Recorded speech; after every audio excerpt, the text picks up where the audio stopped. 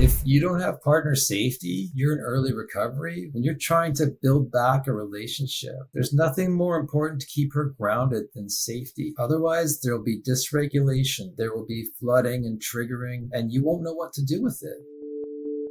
Partner betrayal is disorienting, heartbreaking, and results in absolute confusion for the betrayed partner. You worry that nothing in your life was real, and you fear that you will never be able to trust your spouse or yourself again. Well, welcome to the Rebuilding Trust podcast with Carol the Coach. I'm Carol Jurgensen Sheets, aka Carol the Coach, and what I can promise is that when you listen to my podcast, you'll begin to believe that there is hope. We will be hearing from experts all over the world who specialize in problematic sexual behavior, sex addiction, and infidelity. Together, we will be asking them the hard questions about how you both can rebuild safety, find strengths, grieve and mourn what you had, what you never had, and what you fear you will never find again. The truth is that rebuilding trust is possible, and I am going to show you the steps to working together to build a whole new marriage based on the honesty, authenticity, and transparency that your marriage deserves. Rebuilding Trust with Carol the Coach. Well, I know it is Thanksgiving week, and that can be such a tough time for couples and for families. I remember when I was a mental health therapist, and I ran groups for men and groups for women. And holidays were the toughest time for everybody involved in the group. And part of that was because families were together. And part of that had to do with unmet expectations. And today I have Steve Loehndorf, who is here to talk about his experience in recovery and what he's done to make a difference in the lives of others. And then he wants to talk about couples and IRCM. And I said, oh yeah, come on the show, talk about IRCM. Because this is a magnificent human being, and he very clearly has a passion to help couples heal, in part because of his own relationships. So Steve, welcome to Rebuilding Trust. This is a brand new podcast. And when I left my old one, sexhelp.com, actually sexhelpwithcarolthecoach.com, I left it with over 1 million downloads. So hopefully we can get to that too. You have really impressed me as a person who wants to give back. And so I thought if you could just give us a little background about yourself. Thanks, Carol. Thanks for having me on. And I'm really grateful to be here. Yeah, my background is just when I was a child, there was some sexual abuse, and I've gone through a lot of relationships due to my compulsive sexual behavior and sex addiction. So I really didn't have a good functioning method to deal with things. So I was really fortunate in 2007 to get into the program of Sex Addicts Anonymous, actually. And I worked the 12 steps back then. Shortly after, I relapsed. And I went through several more relationships until finally I got into a long-term relationship, and I managed to crash that one as well. And I was really fortunate enough that I had a great partner, an understanding partner who could explain things to me really well. And so I was able to be there for her. And by working the steps, the 12 steps, 12-step program, and by following everything that they told me to do, and by following the instructions in some of your books, I was able to recover not only my sobriety, but my relationship stability, and just grow a flourishing and loving relationship, and grow just a beautiful fellowship around me. of the gentleman I work with as a sponsor, as a coach. And it just took me to a place where I just really thought, there has to be more even. And so I was talking to one of my therapist friends who's also in the program. And he said to me, he said, Steve, you can do a lot of good as a coach. And so I took some coaching training through an ICF certified course. And it just really gave me that jump start to start helping people in a different way. And so I'm really stoked. I'm really enthused to be helping other people and just to see the difference I can make in this world. It's part of my amends process, quite frankly, is making this world a better place and making it so others don't cause the same damages that I caused, or at least mitigating them. So, yeah.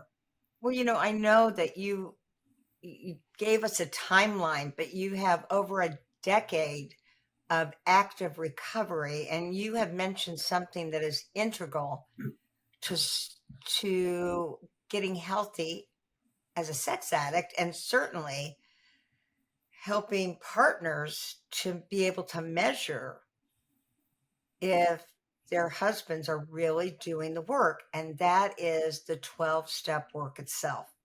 I mean, that's where the real transformation comes. And I am so glad you took that so seriously. Um, like you said, you did everything they expected of you.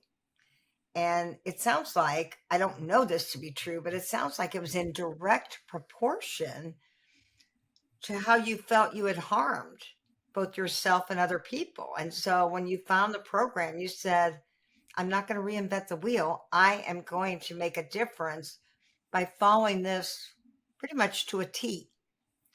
And that's kind of what you expect of your sponsees. Wouldn't you agree? Yes, having a structured approach really was everything when my life was so unstructured and when there was so much chaos that the betrayal trauma caused. So, yes. Mhm. That Now, was I know that we have talked before, and you said that, you've got a specific approach that is helpful to couples and especially again to the addicts that you've served. Can you talk a little bit about what that approach is? Because I know you took my IRCM training. Talk to us, especially to couples out there and to partners who want their husbands to get it right. so for couples and for partners, betrayed partners who want their husbands to get it right. There is 10 best practices that you've identified that the addict should be doing. Mm-hmm. And I followed all of those. And so if I can point them towards a 12-step group Mm-hmm. or a group that closely aligns with the principles of the 12-step group, then that's one thing that's going to make the betrayed partner feel safe. That is a big piece of one's recovery. And it's a good boundary piece to have in place for the partner. While doing the IRCM training, Mm-hmm. it really just, they complement each other in a big way. It takes a lot for the addict to balance those things though. So I definitely recommend help from a CSAT in some of these things, particularly the therapy pieces of it. And then the IRCM training and the couples work can come to one of us specialists and we can help you with that. Since you've taken IRCM, and for anybody out there that may not have heard of this, it's a certification program that I started when I felt like couples therapy was not, I repeat, not warranted right after disclosure. I really am a believer that couples needed to do crisis management, and we as professionals like Stephen and myself needed to help you with that, as well as a lot of psychoeducation about what is it to be an addict, and as a partner, what might it look like to feel safe, and as the addict, understanding the brain science of partner trauma, that she's not going crazy, that her prefrontal cortex is offline because of trauma. And so we just really believe that this early recovery couples work is necessary before you do a deep dive into couples therapy. And phase 1 of IRCM is at least to start out with 90 days recovery. 90 days recovery from any kind of acting out, any pornographic imagery. It's where you learn how to lead a clean life for at least 90 days. That way the brain fog has disappeared. But the second thing we expect is, if the partner wants it, and only if, we want to help facilitate disclosures, followed by emotional impact letters and the all-important restitution letter that an addict does to show that he or she gets the repair that's going to be needed, the damage that's been caused. And they do that with empathy. And I know that you, Steve, really believe that when addicts delay disclosure, it also delays their honesty. So can you share a little bit about your thoughts there? Definitely.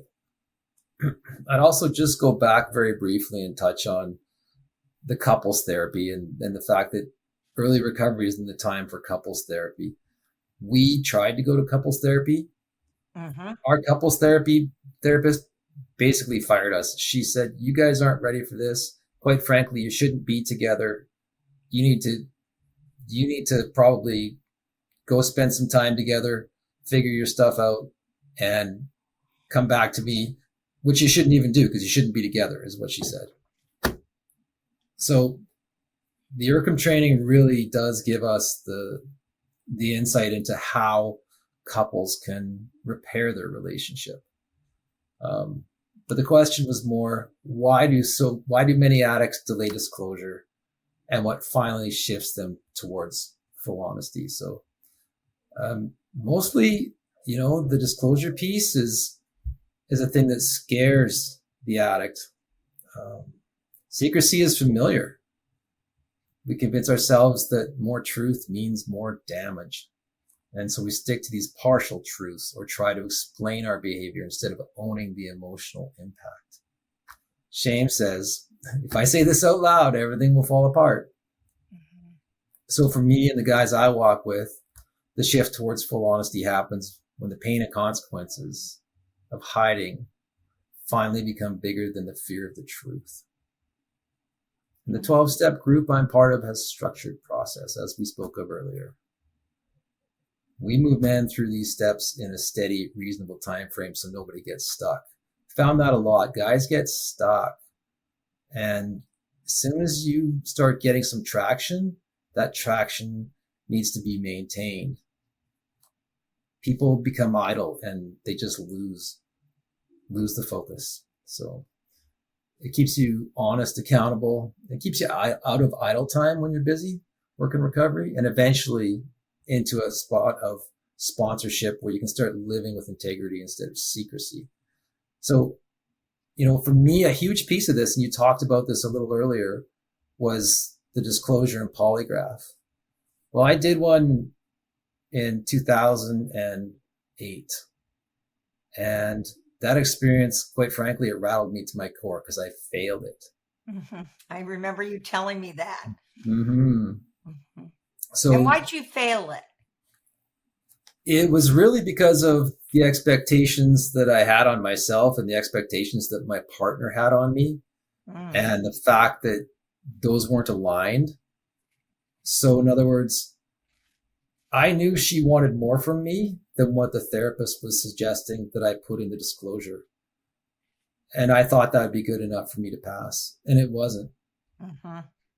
So there needed to be absolutely full understanding of what she expected and have that match what I knew in my heart had to be on there. So, Well, and we do say that, so many addicts do it three different ways. They either give the bare minimum and hope that that's going to be enough, which it never is.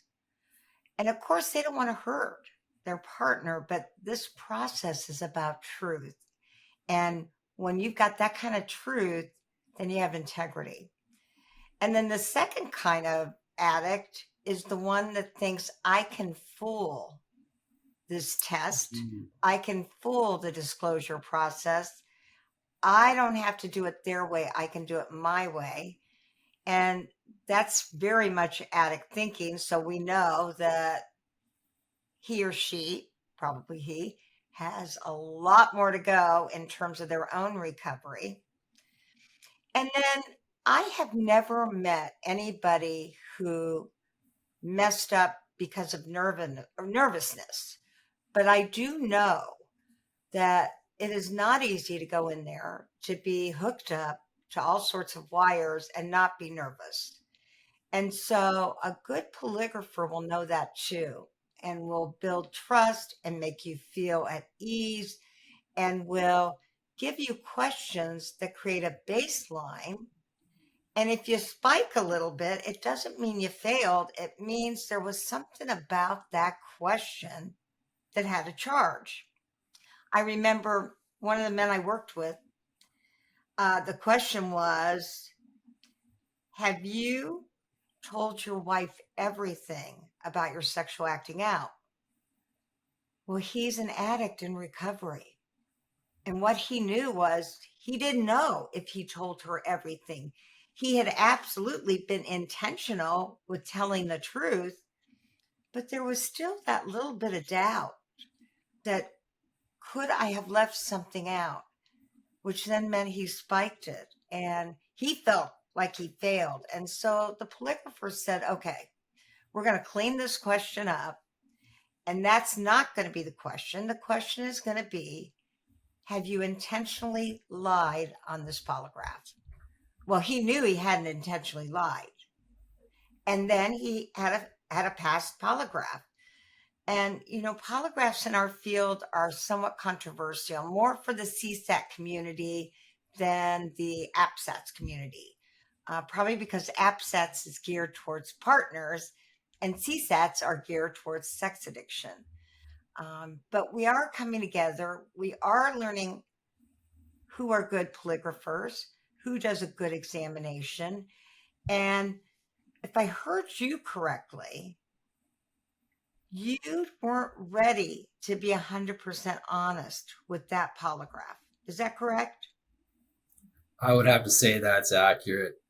I would also add that when you talk about the nerves, I didn't have the nerves to ask enough questions either. So the nerves can come in before the polygraph as well, where we think everything's going to be led by the polygrapher, that we know we have a good polygrapher, and sometimes we might not. And I have to take responsibility for the fact that I wasn't ready for that, and that I didn't ask the right questions going in to make sure that the polygrapher and I were on the same page, and that my partner and I were on the same page, or ask him the proper questions to say, what do I need to do to pass this? Or what if I feel like she's expecting one thing and I'm delivering something a little bit different? Am I still going to pass this? So I didn't have the wherewithal to be in a space to ask the questions because I thought I could just do it my way. I was trying to control things still, essentially. Mm-hmm. And so what you've learned through IRCM and what you knew intuitively is that in a relationship, it is so important that the partner's needs come first and that her safety is of the utmost importance. And Erkham believes, again, that's the early recovery couples empathy model that I created, that Steve attended and is trained in. Erkham believes that safety is expedited when you do what you need to do to help make her feel safe. And you would agree with that, wouldn't you? That's part of partner safety. That is one of the most important things you can talk about. Mhm. Yes. And how did you intuitively know that? Because you could have taken the course and thought, oh, there's other things that are absolutely essential. But how did you know that partner safety was really at the top? If you don't have partner safety when you're in early recovery, especially with your partner, like when you're trying to build back a relationship, there's nothing more important to keep her grounded than safety. Otherwise, there'll be dysregulation. There will be flooding and triggering, and you won't know what to do with it. Unless she has some form of safety in the form of boundaries. She needs that. She needs to find out what was happening. She needs visibility into your devices. She needs visibility into your day. And you need to hold yourself accountable for all those things. If she says she needs it, it's not up to her to go find it. It's up to you to put an accountability software on your phone, on your device. It's up to you to put a tracker and pay for it on your phone or your car. So these things can help her feel safe, and the boundaries that she comes up with along the way are all boundaries that you have to respect. I mean, you could do whatever you want, but I recommend respecting them, because otherwise she's not going to feel safe. If you can be open, that is the biggest thing here, is to be open to the suggestions and to try your best at everything you do. That the early recovery couples empathy model is teaching you. And so you're a really practical guy, Steve. And, you have some practical steps that an addict should take immediately after discovery and disclosure. What would those be? Oh, yeah. So, I mean, you're trying to stop the bleeding, right? Like someone here is like pretty much dying right in front of you. And it's not even really figuratively. It means you have to end your secrecy. You have to stop trying to manage information, and you have to shift as soon as you can into transparency. Your partner's entire reality is blown apart. It's exploded. Your job now is safety. This isn't about self-protection anymore. And when one realizes that, there's an opening that allows for healing. Again, with the phone being open, the bank accounts being open, deleting social media, accountability software, geolocations. These aren't punishments, they're lifelines. You have to look at them as lifelines. There was another thing, actually, it's funny because I had an experience when just before I took the polygraph, I was so nervous. And I told myself, I don't know how I got to this place. I think it was through meditation. And I told myself, this is something you're actually being given an opportunity to prove all the truths. And this was on my initial polygraph and on one of my follow-ups and I used it on my follow-ups because it allowed me to have gratitude for the polygraph rather than being so scared of it. It is an opportunity. And if you look at it like that, it's not a punishment. It's an opportunity to heal your relationship. Then you can have relationship repair too. Well, and this is the number one reason, Steve, and I will tell our listening audience this. It's the number one reason I like for men and couples to work with you, because you do a lot of reframing. And so much of what they're going to go through is hard work and it's scary.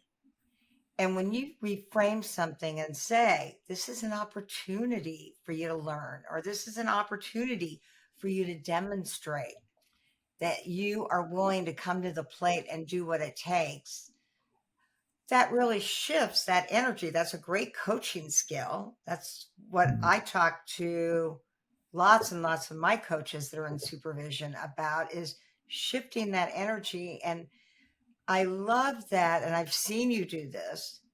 I love that you work really, well, I start saying work really hard, but it actually, you don't work hard. It is natural for you to look at, why should we be grateful for? Why should we be thankful that we're getting to do it this way?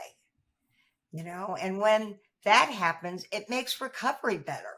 I mean, many men kind of doom and gloom recovery. Oh, I got to go to my meeting tonight. And instead, it really is something to get excited about. Say, what am I going to learn? What nugget am I going to have? How can I help somebody else today? And you do that beautifully. I highly recommend, if you're a couple looking for somebody to work with, Steve's your guy, especially because he's a coach and he can work with you anywhere in the world. And that's his special gift. He's been trained. He's been trained in addiction through his own life, and he's been trained in IRCM to help couples. And you've got impeccable standards. I love that. Thank you, Carol. Mm-hmm. One of the things that comes up for me is the gratitude and the reframing. And the gratitude, it's huge. I mean, when I think about my life and all through my life asking myself, what is wrong with me? What is wrong with me? When you start thinking about going to a meeting and when your whole life you've been thinking about what's wrong with me, hey, guess what? You identified it. Now you get to do something about it, and you can stop asking what's wrong with me, and you can start seeing what's right with you. And you can start applying that to your life, and you can start changing the narratives, changing the shame into boundaries for yourself that keep you and your partner safe. And so those are things of those gratitude pieces. They seem small sometimes, but they grow and they grow and they grow as you practice them. Yeah. And, people can get a hold of you by going to, and I thought this was an interesting name for a website, www.integritydisclosurescoaching.com. Did I get that right? That is correct. All right, Steve, tell us what made you come up with that interesting website. It says so much about you and about your work. And, disclosures are more than just doing a formal disclosure. Disclosure is everything you say in your life, and it creates intimacy between you and other people, relational intimacy. So if I'm speaking to my partner and I'm telling her about something that happened in my day that I might have communicated with a woman, I do it all the time, and she may have been a little more like, let's just say she might have said something more personal to me. And I may have engaged her, or I may have just smiled and said nothing. It depends on the situation. There's so many different ways. And I may have shared something personal in my life too, even. And so when I go home, I come back to her and I disclose that to her. And so that's having integrity. So integrity disclosures doesn't just go with, hey, let's pass the polygraph. Let's make sure we pass the polygraph, although it does. But it involves everything in my life. And so that piece is so important to me that it did become the name of my business. Yes, my coaching business. And so it's not so much disclosures as in the 3-part process. It's about being open and honest and having integrity for the person that you love and for yourself. Absolutely. Mm-hmm. Yeah. Okay, I'm going to ask you a couple of other more difficult questions that have to do with couples, because again, I really want people to trust the integrity of the people that they work with. And I guarantee you that Steve's one of those. How do you help couples to regulate their emotions, to emotionally regulate and breathe through the stress that naturally occurs? That's a great question. And when you say breathe through, there's definitely, that has to be first and foremost, especially for the addict holding space for the betrayed partner.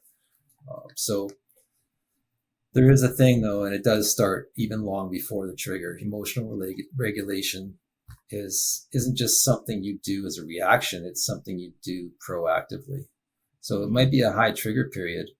So you can start long before that trigger. You can become the safest, most predictable version of yourself. So we talked about this a little bit, but just being where you say you'll be, following through, stepping up at home, taking on more with the kids maybe, or more of the chores. So you lowering that chaos in her system helps lower the chaos in yours. Well, that has to do with accountability, doesn't it? That when a man is in true recovery, he's looking for ways to be accountable, not just with his tools, but also within the family. And if they don't have children, within the relationship itself. Absolutely. And there's actual tools too that we teach. We teach knee to knee communication and looking into her left eye.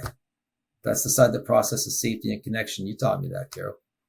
But only if this feels safe for her. Sometimes it's a matter of just looking at each other, and they might be seated, they might not be, but this process needs to start somewhere. Best practice, if you can get knee to knee, then you'll have that connection.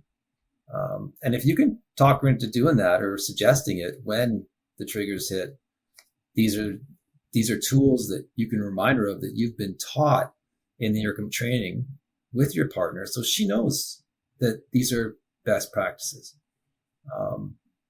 And then you can practice the AVR method, another method you taught me, Carol. Acknowledge, validate, and reassure. That one changed everything for me, honestly. Like I took that and I ran with it. It was so important for triggers that it really changed everything. So I'll get into it a tiny bit. Acknowledge. So you want to say, I hear you. I'm here for you. I'm right here. It makes sense that you'd feel this way, is the validation piece. So the acknowledgement might be that you're simply reflecting back to her what she said. So in form of I hear you or actual reflection. And then validate. Of course, it makes sense that you'd feel this way.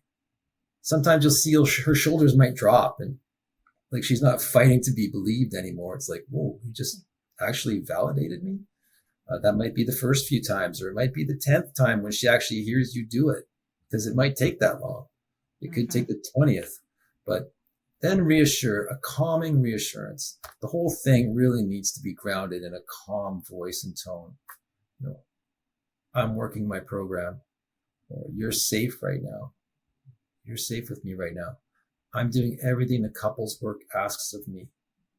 So when it comes from a regulated person, it will land better always. So make sure you ground yourself first.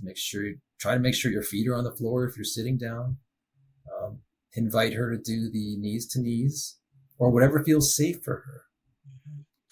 I'm going to share that Stephen is referencing techniques and tools from Help Them Heal, and also helping couples heal from infidelity to find love again. And those are all IRCM techniques, and it really reinforces the partner's experience. And so oftentimes with couples that aren't in recovery, couples spend time defending themselves when their spouse is talking to them. So they're defending themselves in their own head, and then a lot of times they interrupt to defend themselves. And with the AVR for any of you that don't know, it's really acknowledging the challenge, the problem, or the difficulty. Just saying, it makes sense to me that it would be really difficult for you to go to that wedding Saturday, because weddings are hard for us now that I've betrayed you. And that must make you feel, and that's where you get to pick one of five. Now, do you remember the five, Steve?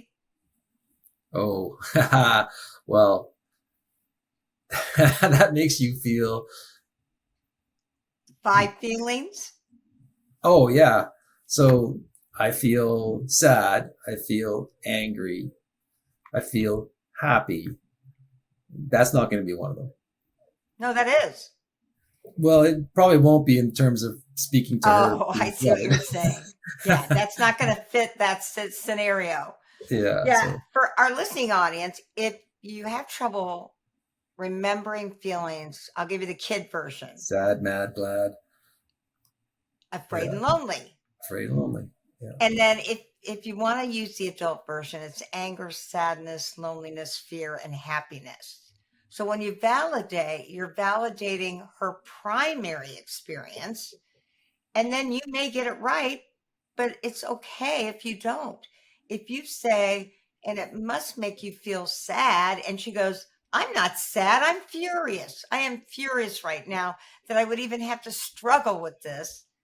Then you've learned a feeling state that she's currently having. That's a win-win, even if it doesn't feel like it. And then that third part, Steve was right on it. It's reassuring the person of what you're doing, but that's a little difficult because you don't want to go on and on and on about all the things you're doing in recovery. And you want to make sure it's measurable. So the last thing you want to do is say, and I want to reassure you that I'm in recovery right now. Well, that's a generic statement and it's true, but you want to give her an example of the effort that you're making in the relationship and also in your own recovery. So I always say reassurance, I believe, is the toughest. And you might just want to start out with A and B. Acknowledge the issue, validate the primary feeling. Steve, I got a question for you because I was just obviously telling them what that is. What do you think the difference is between genuine change and performative change?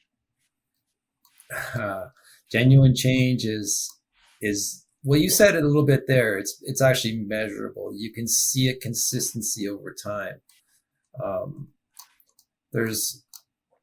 She'll be able to feel it. Your partner should be able to feel it. I say she because most betrayed partners are women and most addicts are men, but that's not always the case, of course. So, but the betrayed partner will feel it. They'll feel it in their heart. And you know what? Sometimes it might take a friend of hers or a family member to say, I really see the difference in that person. That addict seems like they're doing a lot better. You know, I believe in you and I believe in your energy for couples. You want to help them heal and you've got the skills and you believe in this program. I want to know what gives you hope for couples, especially when they're in their darkest place. Oh. What gives you hope? Yeah, that's a big one. Carol, from my own lived experience, I was in a very dark place. Mm-hmm. My partner was even in a darker one. And if someone had told me at the 1 year mark that we'd see the healing and stability that we had, I would have leaned even harder into the couples work from the beginning. I leaned into it, but I could have leaned into it a lot harder, especially the early recovery couples empathy model that you created and that you and I are now teaching. So what amazes me too is that the growth didn't stop there. From that first year to where we are now, the healing, connection, honesty, and joy, they've all deepened. Our relationship today is something I couldn't have imagined in those early days. I wouldn't trade our relationship now for the early days in a second, like never, ever. And if I can rebuild this damage that I caused, I was in my addiction deep. If I can do that, if I can get to a place of love and partnership again, And I truly believe that other couples can too. I'm not special. I just got honest and followed the structure. I stayed accountable. I used Carol's methods and I showed up every day. I get a lot of hope too from the men I coach. I've watched dozens of them use your empathy tools, Carol. The attunement exercises, the accountability routines, and repair work that you've taught us. And I've seen their partners start to feel safe again. I've seen change in men's relationships with their wives, at least what they tell me. I don't have visibility into all their conversations, of course, but I've seen relationships that were shattered come alive and be connected. So, today I can just say my partner and I have a relationship filled with recovery, love, and laughter, and deep appreciation of each other. And it took a lot of work. It does. It's not necessarily easy, but IRCA makes it easier. And so if you want to work with Steve, give him a call. Well, no, email him at integritydisclosures@gmail.com. He has a phone number. I don't know if I should read it out loud. You can read it out loud. Okay, that's 250-585-3790. And again, his website is www.integritydisclosurescoaching.com. So, Stephen, the best of luck to you. I want you to keep me posted on how this is working. And thank you for being in such good individual recovery. Thank you for wanting to help relationships all over the world. Again, he's a coach, so he's available to help you. Thank you, Stephen. Thank you, Carol. All right. Well, as I say at the end of every show, especially around Thanksgiving, that this is going to be a tough time. Now, maybe you've been in this long enough and there's enough recovery that it's going to be such a blessing to have seen the progress your family has made. And for you all, I am thrilled. But for the newbie, it may be a tough time. Just expect it. Go with the flow. Be there for your partner. And as I say at the end of every show, there will only be one of you at all times.